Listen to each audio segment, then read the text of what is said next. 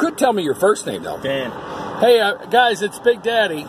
You guys are knowing about this switcher train that's getting a new home. And I'm out to find a new doctor.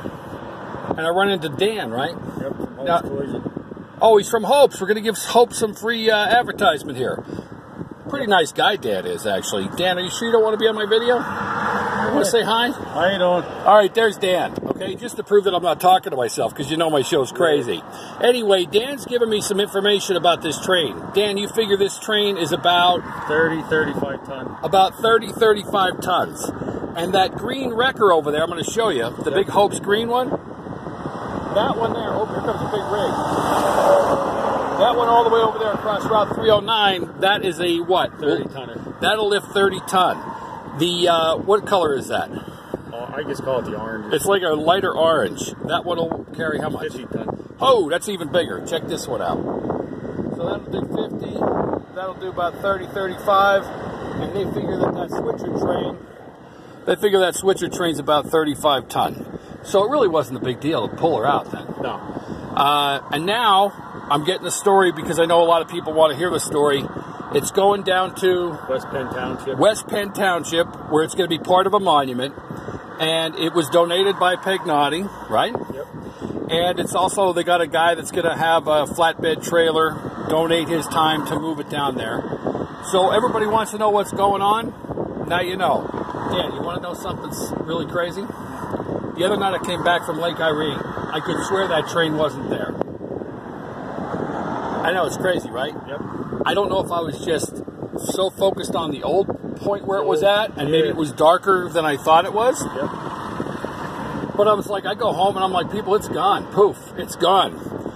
And I guess I was just not looking right, or I was really You're used to the old school way. It's always sitting in one area, and all of a sudden it's gone, and you're not used to looking somewhere else for it. It was actually freaking me out, Dan, because I thought I was like, did that thing just disappear like a ghost ship? Not that easy. So anyway, Dan from Hope's Towing, really cool guy. He's giving you the skinny. Supposedly around Saturday it's supposed to move. Right now they jacked it up. Looks like you're using some railroad ties. Did you bring them yourself? Yep, or? crimping and all that. Yep. I thought maybe they found them from the old Beaver Brook breaker. No, they're pretty much rotted back in there. I was eyeing them up the other day, and that, but they're all rotted from back there. That's pretty crazy. The old switcher train from the Beaver Brook breaker, you know, a lot of us in this area have family that worked in these breakers. My grandfather started out as a blacksmith apprentice and then a blacksmith, and then became a real big union boss back in the day with an office in Wilkes-Barre Square. So history, that's why I like this stuff. I've been photographing this old switcher train for easily 30 years. Dan, 30 years. It's a long time. So I guess the journey's going to end on a pedestal down near Tamaqua. Yes, 2 miles past Tamaqua. It's going to be in front of the West Penn Township building.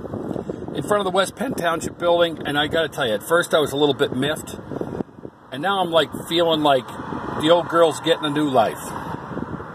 Right? Time for a new change. She's ready. Dan, you got a lot of hours into this. How many hours so far? Well, I was here all day yesterday, just getting it all figured out what we're going to do in that. The day before, it took us about 3-4 hours just to pull it out from there and that. And today I got here around 9 o'clock. And we're just calling it a day now because we got it up high enough to figure out if the guy's going to be able to get it underneath there with his flatbed. And if it worst comes to worst, we're going to have to get a crane up here to pick it up the next 1 foot. We got to pick it up another foot to get it underneath the trailer and that. So. Okay, now I'm voting for a crane. That would just be cool. Yeah. Right? Yep. All right, Dan, I appreciate it. Thank you very much. Thanks. Dan from Hope's, a little shout out to Hope's down, and you guys are in Tamaqua? Yes. My friends that own tow truck companies are going to be so pissed at Big Daddy, but hey, he's a good guy. He's just giving us the story. Everybody wants the story. Does she have a name? Does that train have a name? Not that I saw on it. Everybody I call her the elephant because how heavy it is. And ironically, I was telling him where there is a story where there's an elephant that had died at a Hazleton circus way back in the old days. Like, I'm talking maybe the 20s or 30s. Maybe I got the year wrong. But they buried it underneath that coal bank. Right there. And the old timers say it's true. So, Dan, if you trip over a real elephant... Dan, thanks, buddy. I appreciate it. This is the Big Daddy Roadshow. Thanks for watching. Now you know the whole story behind the switcher. Come Saturday, she might be moving. For good.